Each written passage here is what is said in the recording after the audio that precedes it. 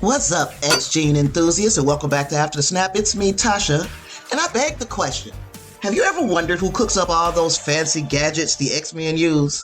And no, it ain't Professor X with a soldering iron in his cerebral chair, nor is it Tony Stark with a box of scraps. Today we're going to dive into the story of Forge, a man whose life is more complex than a disassembled danger room robot. So buckle up, true believers, because we are about to get schooled on a mutant with a past as heavy as his toolbox. There's a pretty fair chance we'll see more of this character in X-Men 97, so consider this video a primer for Forge, the mutant who weaponizes his wounds.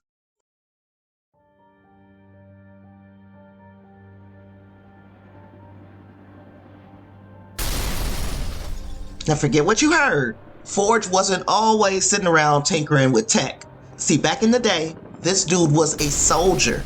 And damn, you talk about a baptism by fire. That he even became a shaman for his squad in the military, connecting with some serious mystical mojo. No, not that mojo, mystical mojo. So anyway, here's the thing.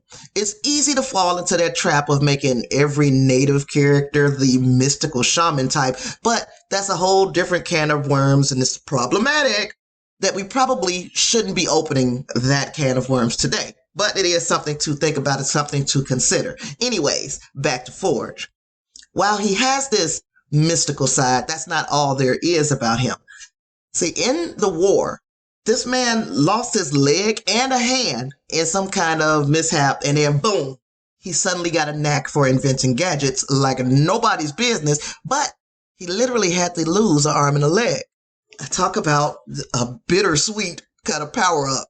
Of course, Forge, being a soldier in Vietnam, he saw his share of losses, and in one skirmish, he lost his entire squad. I believe he was the sole survivor. Racked with guilt, Forge attempted to make amends. And you want to guess how he attempted to make amends? He built mutant hunting tech for the government.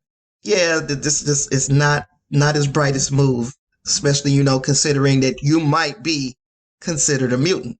Anywho, he was basically creating the weapons that he would be fighting against in the future and trying to stop.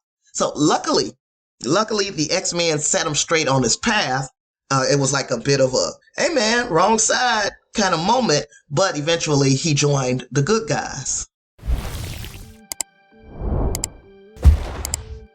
And in joining the good guys, the X-Men, Forge finally found a purpose. He became their resident gadget guru, building everything from the Blackbird to Cerebro's fancy upgrades. And you talk about a career change. He even found some romance with Storm, but we won't get sidetracked by love triangles, right? Though we gotta admit, that would be a pretty stormy relationship. It wasn't all sunshine and rainbows.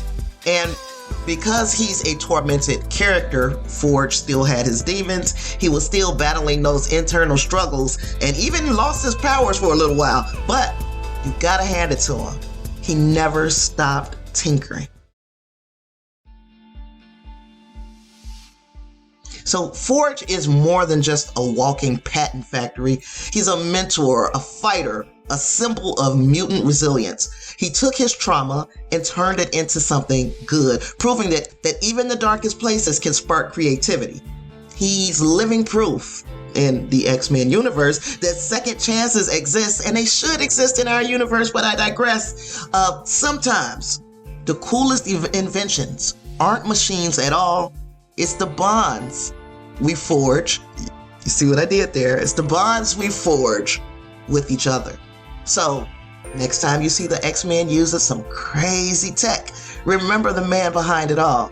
Forge, a reminder that sometimes the greatest heroes are the ones who build, not brawl. Alright, true believers, that's all for today. Until next time, Excelsior.